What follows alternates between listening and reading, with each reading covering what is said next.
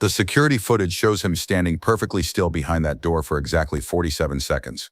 What Xander Thorne heard his bride saying in that room would turn a fairy tale wedding into a crime scene that investigators are still trying to piece together 3 years later.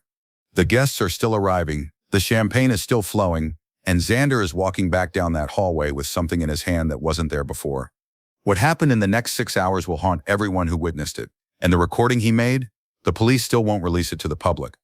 Before we dive into this nightmare, I need to thank all of you who've been following these deep dives into cases that keep me awake at night.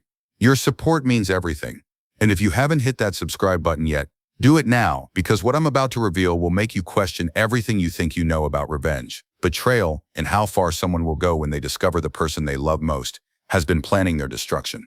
Xander Thorne built his fortune from nothing. At 34, his tech empire was worth $12 billion. He could buy anything, go anywhere, have anyone. But the one thing money couldn't buy was what he thought he'd found in Valentina Ravencroft. Valentina came from old money, the kind of family that owned newspapers and had streets named after them. She was 28, stunning, and everything Xander thought he wanted in a life partner. Their romance was a fairy tale, private jets to Paris, front row at fashion shows, magazine covers calling them the power couple of the decade. After 2 years together, Xander proposed at the Met Gala with a 15-carat diamond that cost more than most people's houses. Valentina said yes with tears in her eyes. Those tears, as we'll discover, weren't from joy. The wedding was set for a 500-acre estate in Napa Valley. $50 million for one day. 300 guests including tech moguls, celebrities, and politicians. Every detail perfect. Every moment planned, except for what Xander would overhear 30 minutes before walking down the aisle. It was 2:30 p.m. The ceremony was scheduled for 3 p.m. sharp. Xander was looking for Valentina to give her a family heirloom, his grandmother's pearl necklace. He wanted her to wear it as something old. The bridal suite was on the second floor of the main house. As Xander approached, he could hear voices through the slightly open door. Valentina's voice, and her maid of honor, Celeste Mortimer. What Xander heard next would destroy everything he believed about love, trust, and the woman he was about to marry. Valentina's voice was cold, calculating, nothing like the warm tones she used with him. Once we're married, that prenup becomes worthless. His lawyers think they're so smart, but they miss the insurance clause. Celeste responded, "You're absolutely sure about the timeline? The accident has to look natural." "He'll never see it coming," Valentina said. "Xander trusts me completely. After 18 months of planning, everything is in place. The life insurance policy, the will modifications, the offshore accounts. He thinks I love him for who he is, not what he's worth." Xander stood frozen in that hallway, his grandmother's necklace in his trembling hand, listening to the woman he loved describe his murder like she was planning a dinner party. Most people would have burst through that door. Most people would have confronted her, called off the wedding, called the police. But Xander Thorne didn't become a billionaire by making impulsive decisions. Instead, he pulled out his phone and started recording. What he captured in the next 8 minutes would not only save his life, but expose a conspiracy that reached far beyond one gold-digging bride. Valentina continued, "The accident needs to happen during the honeymoon. Scuba diving in the Maldives, just like we discussed. The equipment malfunction will look completely natural." "And the business partners?" Celeste asked. "Riker and Ashford are handling that end. Once Xander is gone, the company gets dissolved, assets liquidated. My cut is 40% of the total estate. That's nearly $5 billion. Xander's blood turned to ice. Riker and Ashford weren't just random names, they were his childhood friends, his business partners, men he'd trusted with his life and his empire. But Valentina wasn't finished. "The best part? This isn't even my first time. Those other wealthy men who died in accidents over the past 5 years, let's just say practice makes perfect." Xander realized he wasn't just a target. He was next in line for a serial killer who specialized in wealthy husbands. But instead of running, instead of calling the police, Xander made a decision that would turn him from victim to predator. He had 6 hours to plan something that would make Valentina's betrayal look like child's play. At 3 p.m. sharp, Xander walked down that aisle with a smile on his face. To every guest, every photographer, every person watching, he looked like the happiest man alive. But behind his eyes, a storm was brewing. Valentina stood at the altar in her custom Vera Wang gown, $50,000 worth of silk and lace, looking radiant. She had no idea that the man walking toward her knew exactly what she'd planned for their honeymoon. The officiant began the ceremony. Traditional vows, promises of love and fidelity. But when it came time for Xander to speak, he went off script. "Valentina," he said, his voice carrying across the silent crowd. "Today I promise to give you everything you deserve. I promise that by the end of our wedding day, you'll have exactly what's coming to you. I promise that you'll never forget this day, and neither will anyone else here." The guest smiled, thinking it was romantic. Valentina beamed, thinking she'd fooled him completely. Neither of them realized that Xander had spent the last 3 hours setting up something that would destroy not just Valentina, but everyone involved in her deadly scheme. But the ceremony was just the beginning. Xander's real plan wouldn't unfold until the reception. The reception hall was a masterpiece. Crystal chandeliers, white roses, champagne flowing like water. The guests mingled, unaware that they were about to witness something that would haunt them forever. Xander had made some calls during the ceremony prep, calls to people Valentina didn't know existed. Private investigators, forensic accountants, and most importantly, FBI agents who'd been tracking a series of mysterious deaths among wealthy men. At 7 p.m. as the sun set over the Napa Valley, Xander stood up to give his groom's speech. The guests fell silent, champagne glasses raised, expecting words of love and gratitude. Instead, Xander pulled out his phone. "Ladies and gentlemen," he began, "I want to share something special with you tonight.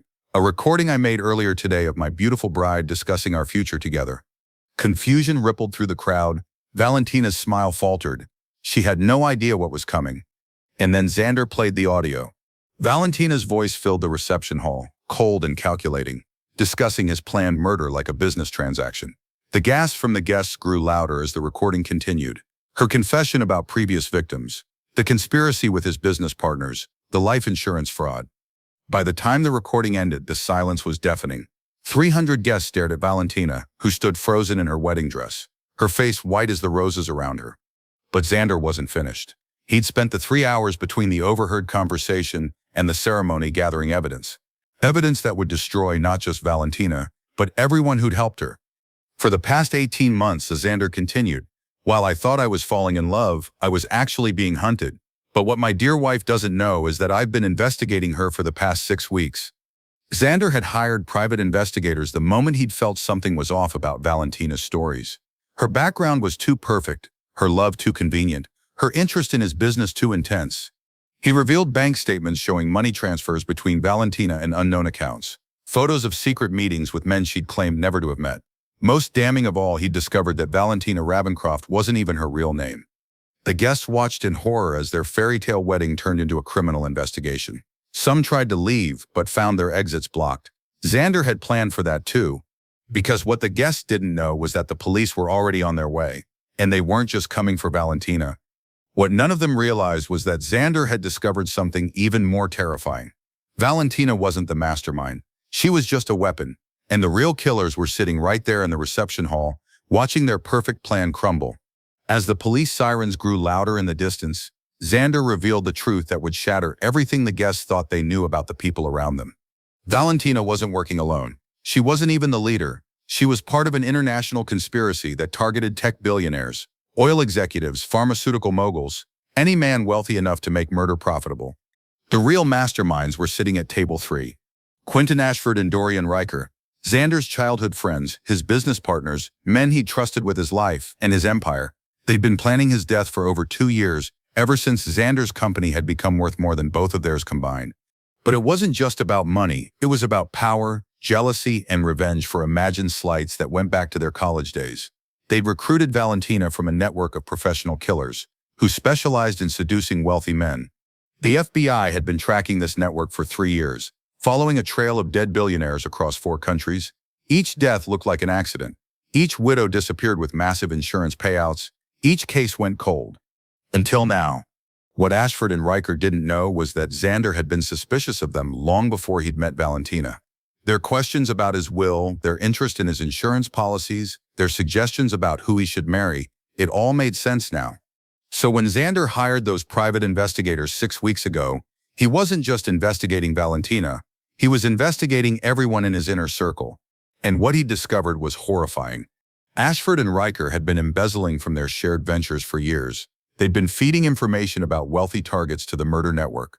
They'd been present at social events where 3 of the previous victims had met their future killers. But Xander's masterstroke wasn't just gathering evidence. It was what he'd done with the information. For the past month, he'd been feeding false information to Valentina, telling her his will was being changed when it wasn't, discussing fake business deals that would impact his net worth, making her believe the insurance payout would be larger than it actually was. Every lie was designed to make her conspirators reveal themselves, and it worked. The FBI had been recording Ashford and Riker's communications for weeks, watching them coordinate Xander's murder with military precision. They had enough evidence to put the entire network behind bars for life. As the FBI agents entered the reception hall, the guests realized they weren't just witnesses to a betrayal, they were witnesses to the takedown of an international murder conspiracy. Valentina tried to run. She made it exactly 15 feet before FBI agents tackled her to the ground, her wedding dress tearing on the marble floor. The woman who'd killed 6 men and planned to kill a 7th was finally caught. Ashford and Riker were arrested at their table, still holding champagne glasses, still pretending to be shocked by the revelations. The evidence against them was overwhelming. Financial records, communications, DNA evidence linking them to previous victims. But the arrests didn't stop there.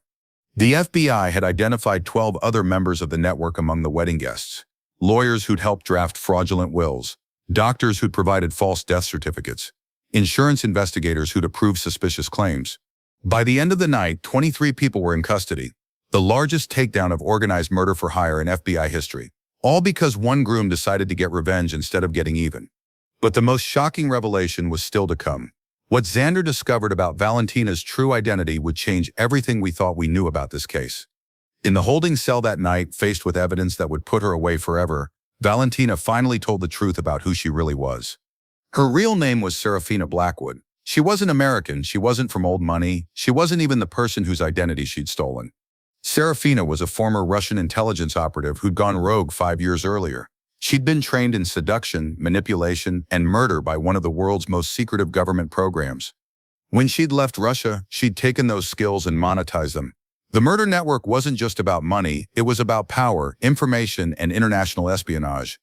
Each wealthy man she'd killed had been chosen not just for their wealth, but for their access to technology, government contracts, or classified information. The life insurance money was just a bonus. Xander wasn't just a target because he was rich. His company had contracts with the Department of Defense, NASA, and 3 foreign governments. His death would have given Serafina's network access to technology worth billions. But the most terrifying revelation came when investigators searched her apartment.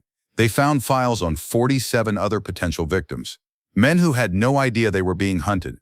The evidence in Serafina's apartment revealed the true scope of the conspiracy.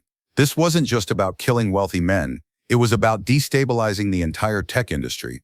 Foreign governments were paying the network to eliminate key figures in American technology companies.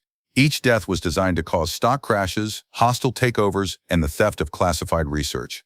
Xander's planned death wasn't just personal, it was an act of international terrorism. The accident in the Maldives would have been followed by the mysterious deaths of his top engineers, the theft of his company's quantum computing research, and the collapse of American technological superiority in 3 key areas. But Serafina had made one critical mistake. She'd underestimated the man she was trying to kill. Xander's investigators had uncovered not just the murder plot, but the espionage network behind it. By the time of the wedding, the FBI, CIA, and Interpol were all involved in the investigation. The takedown at the wedding wasn't just about arresting killers, it was about preventing an act of war. In the end, 43 people across 7 countries were arrested. The network was destroyed, and Xander Thorne, the man who was supposed to die on his honeymoon, became the key witness in the largest espionage case in American history. 3 years later, the consequences of that wedding are still unfolding. Serafina Blackwood was sentenced to life in prison without the possibility of parole. She'll die behind bars just like the men she killed. Ashford and Riker received similar sentences, their childhood friendship with Xander meaning nothing when faced with evidence of premeditated murder. The international conspiracy trials are still ongoing. 3 foreign governments have been sanctioned. Diplomatic relations with 2 countries remain strained. The technology Serafina was trying to steal is now classified at the highest levels. As for Xander Thorne, he never married again. The trauma of discovering that the woman he loved was planning his murder changed him forever. He sold his company, donated most of his fortune to victims' rights organizations, and now lives in seclusion. But he's alive, and 46 other men are alive because of what he did that day. The case files remain partially sealed. The full scope of the conspiracy may never be revealed, but what we do know is terrifying enough. Love can be weaponized, trust can be fatal, and sometimes the person sleeping next to you is your greatest enemy. This case shows us that evil can wear the most beautiful masks. The investigation files are still partially sealed, and there are rumors of other networks still operating around the world. If this story kept you on the edge of your seat, smash that like button and subscribe for more cases that will make you question everything. Drop a comment and tell me, was Xander's revenge justified, or should he have called the police immediately? And remember, if someone seems too perfect, too interested in your money, or too eager to control your business decisions, trust your instincts. They might just save your life. I'll see you in the next investigation. Stay safe out there.